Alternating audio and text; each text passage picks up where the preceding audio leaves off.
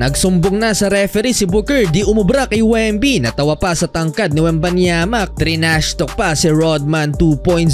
Clarkson naman na-frustrate, gustong manira ng gym equipment. Phoenix Suns versus San Antonio Spurs. Rematch sa pagitan ni Victor Wembanyama at Kevin Durant. Makabawi na kaya si KD? First quarter mukhang dihado ang Phoenix. 13-0 run ang ginawa ng Spurs kahit pa naglaro si Devin Booker. Tawang-tawa pa si D-Book sa tangkad ni Wemby. 11 points si Devin Vassell, 7 points si Wembanyama. Hindi makakasabay si Kevin Durant pag maunang makatalon si Wemby. 39-20. End of first quarter, 11 points na so far for KD. Second quarter, nabunutan ng tinik si Devin Booker. Finally, nakapagtala na rin ang puntos. No Kevin Durant. Big problem para sa Suns. Lalo pang lumobo sa 25 points ang lamang ng San Antonio. In rhythm si Victor Wembanyama at kinain lang ang depensa ng Suns. Tirahan ba naman si Eric Gordon ang harapan? Close out defense pa.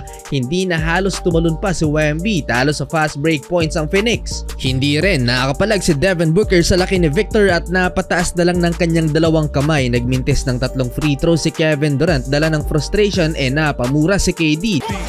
Last 2 minutes, Wemby two-handed slam dunk take off mula sa free throw circle mga idol.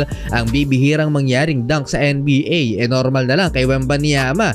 Papatapos ang first half, nagtala pa ng back-to-back 3-pointers ang alien rookie. 75-55 halftime, 21st half points for Wemby.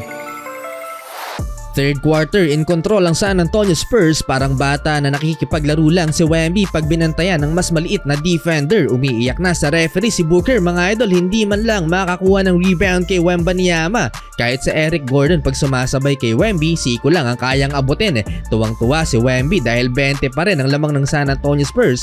Rookie na naman ginawang bata si Booker. Hindi umubra ang pag-box out ni D-Book sa rookie. Another highlight na naman for Wemby. Nag-run pa ang Suns pero malaki pa rin ang dapat habulin. 103-89. Nagsimula ng mang trash talk si Devin Booker kay Jeremy Sohan.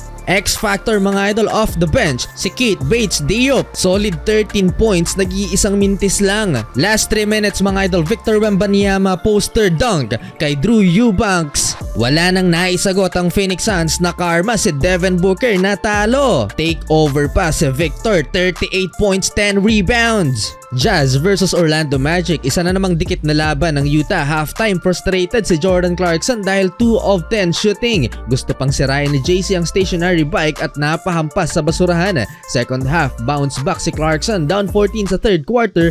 Lumamang ng isa sa final stretch with Lauri Markkanen back-to-back 3-pointers. May trick shot pa si JC pero not counted. 113-112. Clutch mga idol si Paolo Banchero. Balik sa Orlando Magic ang lamang 114-113. May chance pa sana ang Utah Jazz na ipanalo ang laban. Yun nga lang nag-commit ng crucial turnover sa possible final shot sana. Talo ang Jazz, panalo ang Magic. 21 points, 6 rebounds, 6 assists for JC, shooting 5 of 20 sa field.